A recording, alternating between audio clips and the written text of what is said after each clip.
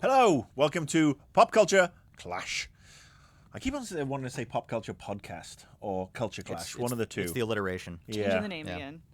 Anyway, I am Marcus Beer, and with me is John Santo. Greetings. And Elise Williams. Hi. You're not Jeremy.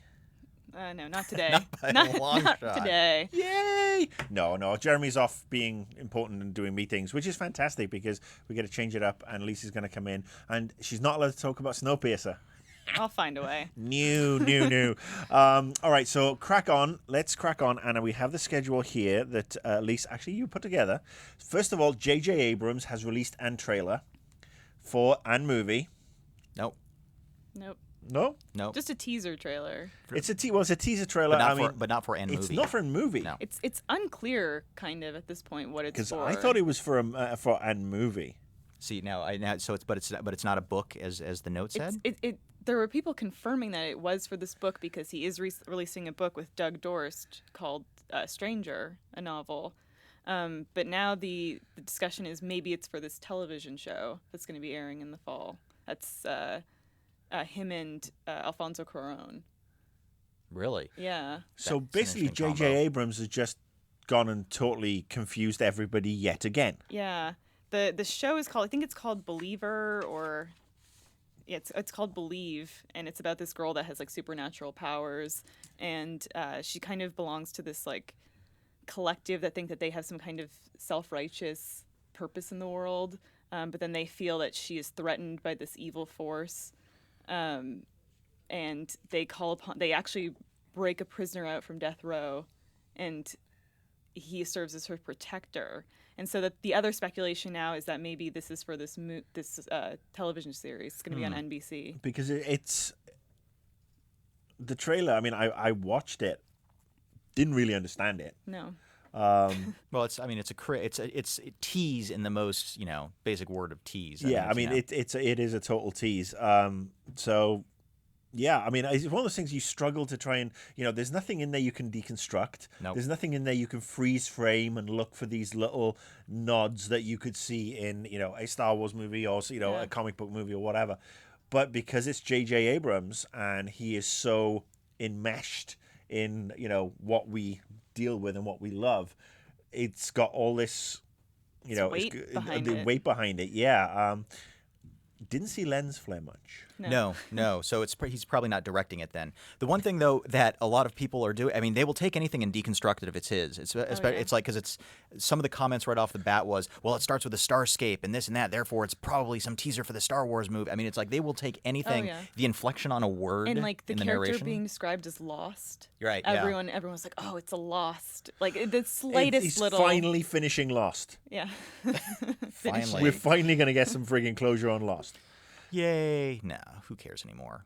Actually, I guess it still does well on Netflix. So yeah, but look, we could have a whole. I think we could have a whole show devoted to Lost and how it climbed up its own arsehole after season 2. But yeah, is there any reason to get excited about this?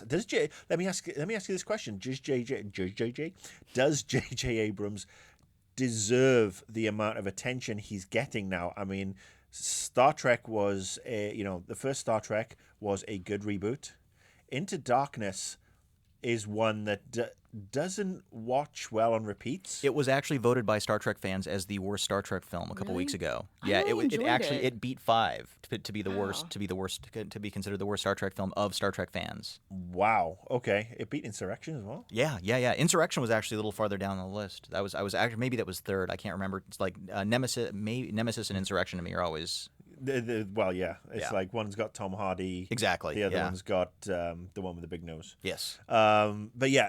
So let me ask you, I mean, does J.J. Abrams deserve this? I mean, we know he's still doing Star Wars, even though he's bitching and moaning about going to the UK for a year, God forbid. 10 years, maybe. Yeah, but I mean, does he do, Exile. does he do enough? No, does he deserve to have this cachet after what has been a few indifferent? I mean, Lost started well, went all floopy. Star Trek 1 was great. Into Darkness, not so much.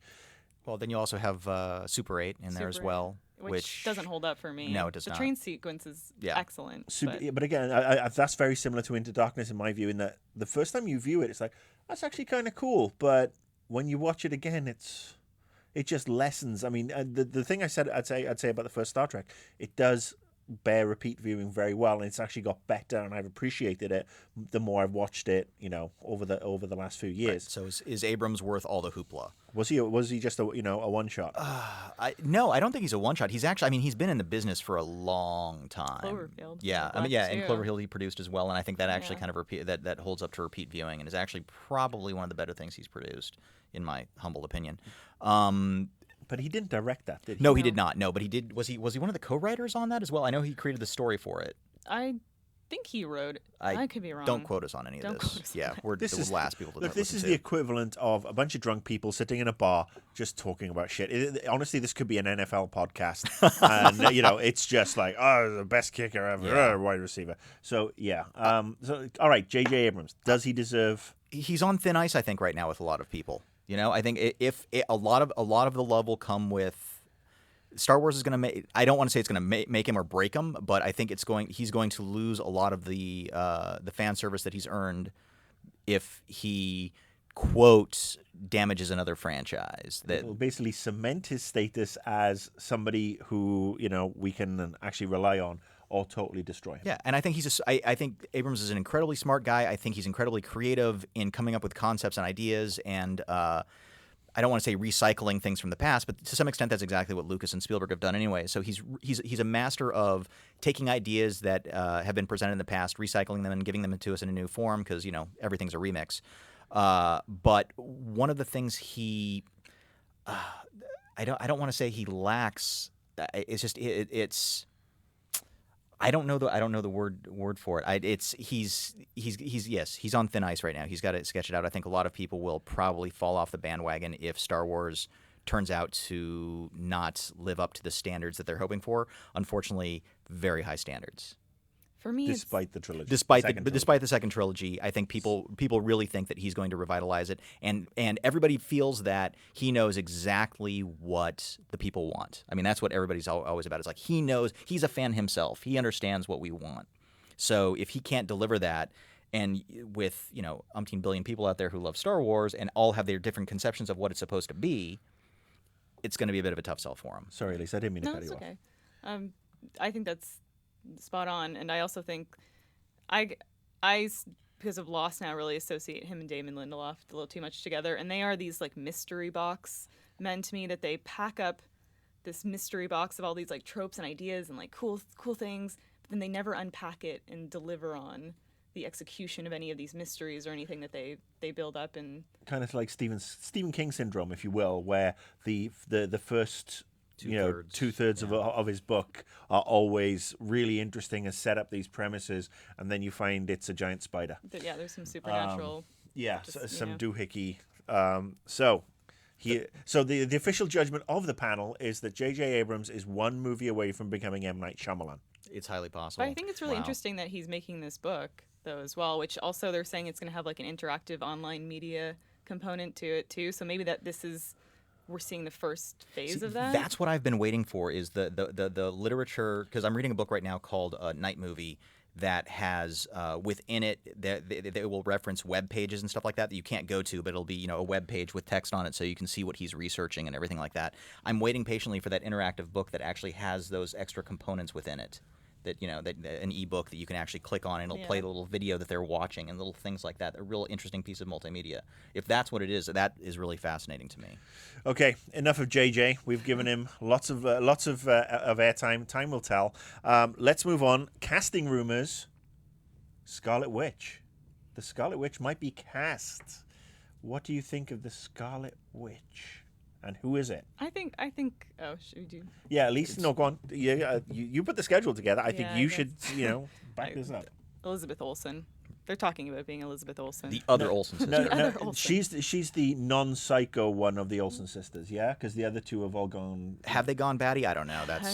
I don't know. They're stinking rich. That's all I know. Yeah. But no. She was Elizabeth Olsen was the breakout sister a couple years ago in independent movie called Martha Marcy May Marlene. Which is in heavy rotation on HBO right now. Is and it? It's actually it's a very cool film. It kind of was the beginner of there's been an odd series of movies about Cult joining movies, cults. yeah. Over the past couple of years, and that was one of the prime ones. She's a fantastic actress. She's a really good actress. She lost a lot of cachet in a couple of bombs that she put out last year. One of them was a horror film that was like all shot in a single take. If you remember that one. It didn't hit. I'm thinking of the Jennifer Lawrence one now. Oh yeah, House at the End of the Street or whatever that was. Yeah, no, I don't. So she didn't. So she hasn't. Every year, Sundance seems to have their breakout actress. She was that year, but hasn't really solidified herself in any way, shape, or form yet. So Do we think she can rock Wanda Maximoff? Of course. And do we think it's going to be Wanda Maximoff or Wanda Lenscher? See, now he's speaking foreign. Well, no, I mean in the X-Men movies now it's Eric Lenscher. Now, okay, but I mean, but Wanda Maximoff, Maximoff is his daughter, and right. So, I mean, will they, go there and explain why she's got a different last name, or will she be, would she be Magneto's daughter? I mean, there are going to be references to her in and Quicksilver in Days of Future Past as well, apparently. Correct. Now, weren't they cut though from the X-Men film? Apparently, they're still there. Okay, I thought I'd read something that they'd actually cut those characters out. Look, I may be wrong, but I may be wrong as well. So who knows? I'm probably right. Yeah, Okay. which it is. I don't know. I'm just joking. All right. Well, it'll be interesting. I'll be interested. They haven't cast Quicksilver yet, have they? No. Because that's the one. He's the dick. Right. And Wanda's the one who's got these powers that are mind warping and reality warping, and she obviously has her nervous breakdown and goes absolutely floopy in the comics. But I'm sure we won't see that version of her yet.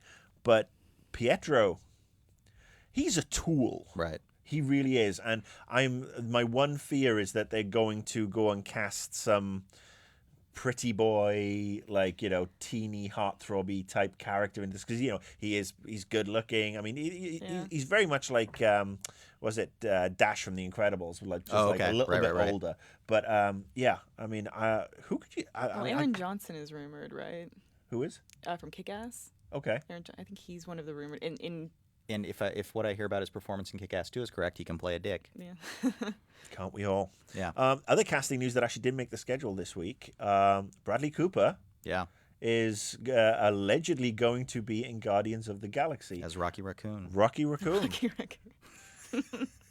I'm gonna say, I mean, I still love the comment somebody put on the show last week that and I think you'd already said this to me as well about the tweet that went out. DC can't get their shit together for Wonder Woman, but Marvel has a raccoon with a fucking gun. Yeah. Gun. Yeah. Rocket Raccoon. But yeah, I mean, I'm not as familiar with Guardians of the Galaxy as I suppose everybody else is. I mean, it's not really one that's caught my radar. Maybe a potential book club of the future. Do you see Bradley Cooper as this kind of like, because he is synonymous with playing this good-looking kind of laid-back guy. I mean, obviously, Silver Linings Playbook, he did step away from that significantly. Anybody who saw Limitless would want to forget that movie pretty quickly. But I mean, he does have this type, confident, charming. Right. How does that translate into the Rocket Raccoon character? Well, to be perfectly honest, I'm not very familiar with Guardians of the Galaxy. The thing that worries me about it, though, is him as a voice actor. Because he hasn't, as far as Lisa and I were talking about this, we don't believe that he's done a cartoon. I mean, he may have, did he? Some DreamWorks. Well, I don't know if he's in Turbo or Epic or one of that's these things, but those, all the, planes, he plays, Dane Cook's sidekick. I don't think so, though. Otherwise, I'm sure that would have popped up somewhere. It's a pretty terrible role to get Dane Cook's sidekick. Side cook. Yeah, got to start somewhere. And the worst part is he's not above Dane Cook yet in the animation world. So voice acting is very different than acting on screen, and so I keep listening to Bradley Cooper in my head, wondering if he's just going to come off as dull. That to me is kind of the worrisome part about it. Is I don't know how he's going to be as a voice actor versus being on screen with those lovely, deep, deep crystal eyes. Well, I think that this is going to be. It's definitely going to be interesting. You've raised a very valid point. I mean, everybody is, he is charming. He is a very good-looking guy. He has abs to die for. Totally crushing on him right now, apparently. But can he carry it off? But again, I think going back to the Quicksilver thing. I mean, if we're talking about Aaron Johnson, I could see him being a cool interpretation of Quicksilver that sort of like shies away from casting a pretty boy. Maybe this is another smart move because I think Marvel have pretty much nailed a lot of their casting for their characters. I mean, it took them 3 tries to get a Hulk, but I didn't have many problems with Banner or Edward Norton. No, it was the films themselves that had the issues, not the people playing them. I would think. Yeah, maybe we should put more faith in Marvel on this one because like Chris Hemsworth is perfect. Yeah, Chris Evans is perfect. He's just perfect. Period. He's just isn't he? perfect, unrelated to Avengers or Thor. Yeah. No, I'll give it that. And James Gunn, I trust enough that he knows what he's doing. So I'm hoping that he'll tag this one as well. Okay. Anything else from the news this week? But though we don't have confirmation. He's been offered something. He hasn't taken it yet. No, he is the rumor, and they're still also kicking around names for Groot as well. Apparently. Oh really? Yeah. Oh no. Yeah. Vin. Oh yeah, not Vin. Not Vin. Not Vin. Glad he had that luck. But what else have we got this week? Anything on the news section before we run to break? My world is shattered. Anything? There's some casting news here and there, but yeah, it wasn't a huge week for news. It was pretty thin. I guess the summer movie season's wrapping up. Yep. Did anybody go see Kick-Ass? No. Knock on the box office. I haven't. Kick-Ass is on my list for this weekend because the wife is on the East Coast at a wedding. So Elysium and Kick-Ass are my movie marathons on Saturday. We're talking of movie marathons. How about that for a segue? Yeah. When we come back, we're going to be talking about a great movie marathon.